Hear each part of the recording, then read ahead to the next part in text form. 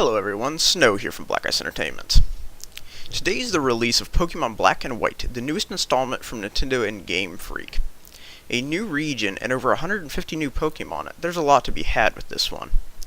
Now, since our local GameStop wasn't having a midnight sale, Duram Eclipse and I had to get up at 9 o'clock this morning just to get this on in time. But we each got the opposites of our own game, so hopefully soon we will be having videos from myself, Faye, and Eclipse over what exactly this new Pokemon entails. However, right from the get-go, you can tell that the fellows over at Game Freak have really stepped up their game. I mean, the game starts out with a cutscene. A cutscene in a Pokemon game. That's unheard of. And as Eclipse had started playing this morning, he had said, "What is this blasphemy? Cutscenes interrupting my Pokermans? What is going on here?" Anyways, so getting back to the startup, the first thing you'll notice is that the professor of this game is a female. That's right. They let a woman into the lab, and she's taking it over.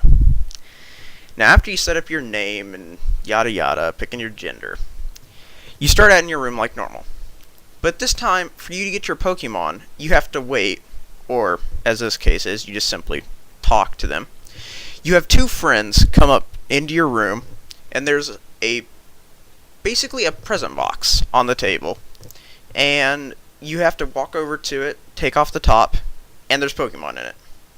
Now, this didn't make any sense to me, didn't make any sense to Eclipse, because for us, since we're the jokesters, we were just kind of like, why would you just randomly give kids a box of Pokemon and expect them all to share it? It's just kind of like walking over, knocking on your door, being like, "Hey, here's a box of Pokeballs. There you go. Have fun with it." But anyways, right after this, as this game would seem to have two rivals in it from you having two friends, you start up a Pokemon battle. And after this battle, your room's destroyed. It's kind of funny. But, all in all, it's pretty good. And after this, it's pretty much the straightforward game. You walk outside, have to talk to some of the locals. You go into the professor's lab, you get the Pokédex, and all this other stuff, and then you start progressing over into Route 1. And that's right. They've restarted naming the routes 1.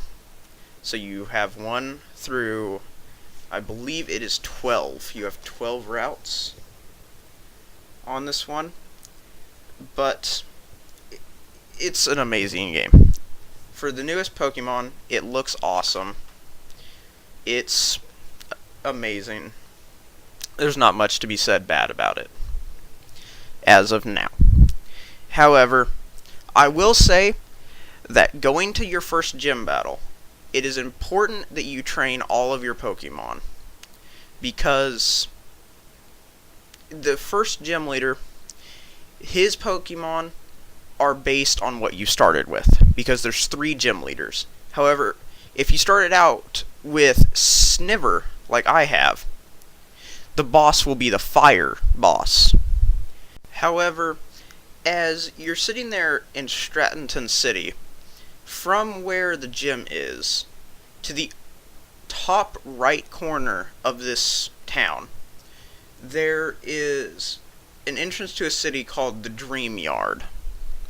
You need to go here, fight the battles in there. There's two Pokemon battles in there. And then you keep going to the right, and there's a woman standing there, and you have to talk to her, and she'll offer to give you a Pokemon. You need to take this Pokemon, because it will be the opposite, it'll be the weakness of what you started out with. So, because I started out with Sniver, the grass Pokemon, my Pokemon I received from her was Panpour, the water type. So, I start with a grass, I get a water, I should now be able to defeat the fire boss, the fire gym leader. However, it is important that your Pokemon are at a very, very high level. This first gym leader will be constantly using a move called Workup, and it increases the attack and special attack power of his Pokemon by 1 level. It doesn't seem like much, and if you've played previous Pokemon games, it really isn't much. But at a lower level, one attack point can basically one-hit your Pokemon. So you need to make sure that your Pokemon, at least one of them, hopefully not your starter because he's going to get smashed against the gym leader's main Pokemon. Hopefully you have one at a high enough level that it can withstand 1 or 2 hits after this Pokemon's used this move, and be able to retaliate and kill him. And on a last note, as we were there, because GameStop, usually on the release dates, has 10% off all of their strategy guides, I picked up the Collector's Edition strategy guide, and it is very much worth it. It's hardcover like usual. It's got very nice silver etching on the front and back of it. It's got a Pokédex in the back of it where you can look up anything you need. Being a strategy guide, it's got the walkthrough and tells you how to try to beat most of these gym leaders and where to get extra stuff. But the only problem I'm having with this is the simple fact of the matter that in the Pokédex, the writing is very, very, very, very small because they had to smash so much stuff into such a little area.